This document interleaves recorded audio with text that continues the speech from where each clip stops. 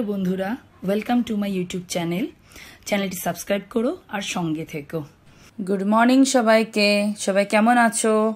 আশা করছি সবাই ভালো আছো, আর আমিও ভালো আছি। আজকে আবার নিয়ে আসলাম একটা নতুন ব্লগ। তো আজকের ব্লগটা হচ্ছে 1 মে। হ্যাঁ, একটু দেরি করেই দিয়ে দিচ্ছি ব্লগগুলো, আসলে এডিট করা একদম সময় পাচ্ছি না। তো যাই হোক, সকাল সকাল উঠে মর্নিং ওয়াক চলে গেছি। আর কি রোদ! 1 মে প্রচণ্ড গরম ছিল। আর সকালবেলায় দেখো কি রোদ, একদম ভোরবেলা 5টা সাড়ে 5টার সময় কত রোদ থাকে। তো যাই হোক, আমি এক্সারসাইজ করে একটু মর্নিং ওয়াক করে আমি এখানে ডাবের জল খেয়ে নিলাম। তারপর বাড়ি এসে যেহেতু এক্সারসাইজ করছি, তাই জন্য একটু তো হেলদি ব্রেকফাস্ট দরকার। তাই ব্রেড বাটার টোস্ট সঙ্গে 1 কাপ দুধ আর একটা ডিম সেদ্ধ, এটা খেতেই হচ্ছে, নাহলে একদম টায়ার্ড লাগছে। সারাদিন প্রচণ্ড দৌড়ঝাঁপ চলছে, ক্লান্ত লাগে।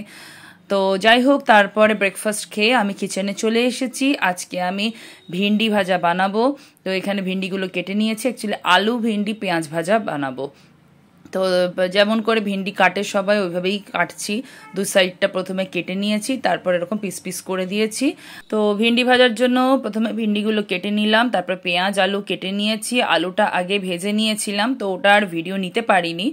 তো যাই হোক, এবারে আমি আলাদা কড়াইতে তেল গরম করছি। এবারে এটার মধ্যে আমি ভিন্ডি আর পেঁয়াজ ভেজে নেব। তো যাই হোক, তেলটা গরম হচ্ছে, ততক্ষণে আমি হাতের কাছে সমস্ত মশলাপাতি উপকরণ একদম রেডি করে নিলাম। তেল গরম হলেই আমি এরপর ভিন্ডিটা দিয়ে দেবো। তো এখানে ভিন্ডিও আমার রেডি হয়ে আছে। এই যে এক এক করে আমি ভিন্ডি ছেড়ে দিচ্ছি তেলের মধ্যে। আর এই গরমকালে না, সব সবজি খেতে ভালো না লাগলেও ভিন্ডিটা কিন্তু ভালোই লাগে, তাই না? ভিন্ডি বলো বা ঢ্যাঁড়স বলো, যাই বলো না কেন, এই সবজিটা খুব ভাল লাগে। এটা সেদ্ধ দিয়ে করেও ভাল লাগে, বা এটা পাতুরিও ভাল লাগে, আবার এটা সিম্পলভাবে এরকম ভাজাও ভাল লাগে, আবার তরকারিও ভাল লাগে, যার যেটা পছন্দ। তো আমি আজকে এটা সিম্পল বানাচ্ছি, যাতে রুটি ভাত দুটো দিয়েই খাওয়া যায়। তো ভিন্ডিগুলো তেলে দেওয়ার পর আমি পরিমাণ মতন নুন দিয়ে দিয়েছি, আর এখানে হলুদ দিয়ে দিয়েছি। আর আমি আলু যখন ভাজছিলাম তখন আলুর মধ্যেও নুন একটু দিয়েছি, সেই জন্য সেই নুনটার পরিমাণ হিসেবে এখানে আমি ফাইনাল নুনটা দিয়েছি।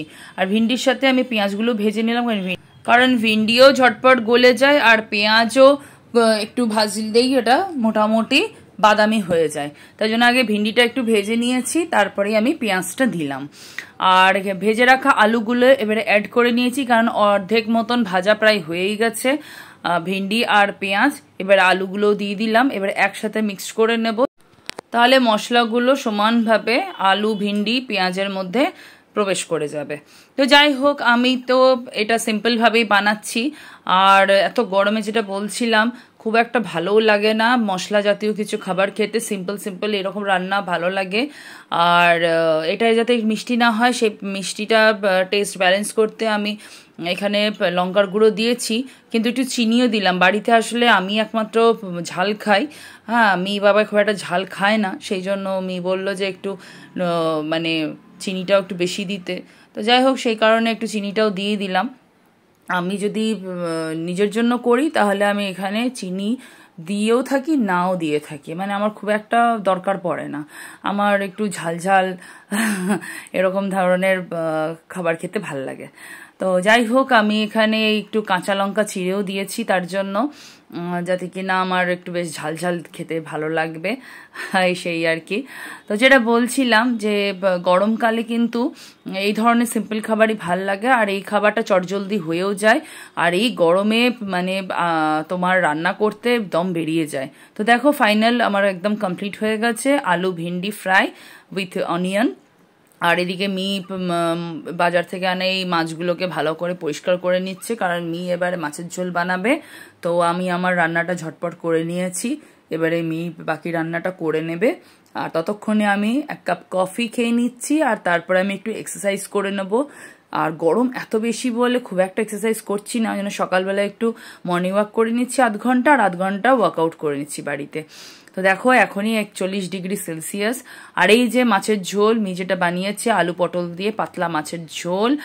আর গরমকালে এটাই বেস্ট খাবার, যারা বাঙালিরা মানে মাছ ভালোবাসে আমার মতন, তাদের জন্য একটু মাছ পাতে না হলে খাওয়াই যায় না।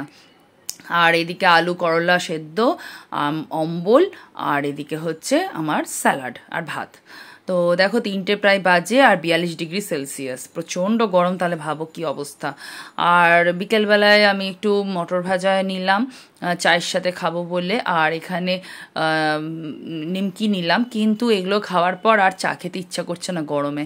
আর এই যে রাত্রেবেলায় যে ভিন্ডি ভাজাটা করেছিলাম, আর দেখো দুটো মোটা মোটা লঙ্কা নিয়েছি, আমি খেয়ে দেখলাম একটু একটু মিষ্টি হয়েছে, সেই জন্য আমি দুটো লঙ্কাও নিয়ে নিয়েছি আর দুটো রুটি। তারপরে আমি আমার এখানে স্কিন কেয়ার রুটিন যেটা করে থাকি ফলো, সেইটুকুটা করলাম। গরমে কি করব, একটু স্কিনটাকেও যত্ন নিতে হয়। তা 8:45 বাজে, 36 ডিগ্রি সেলসিয়াস, প্রচণ্ড গরম, ঘেমে যাচ্ছি। ওদিকে ফোন চার্জ চলছে, হ্যাঁ, আর আমারও অবস্থা খুব খারাপ, তাই জন্য আমি এখানে এসি চালিয়ে নিয়েছি, গরমে একদম সেদ্ধ হয়ে যাচ্ছিলাম। তো চলো বন্ধুরা, আজকের মতন ব্লগটা এখানে শেষ করছি। এবারে আমাকে ঘুমোতে হবে, অনেক ভোরবেলায় উঠেছি, আর সারা দিনের রুটিন তোমাদের সাথে শেয়ার করলাম। ভালো লাগলে লাইক করে দিও আর চ্যানেল সাবস্ক্রাইব করে দিও। টাটা।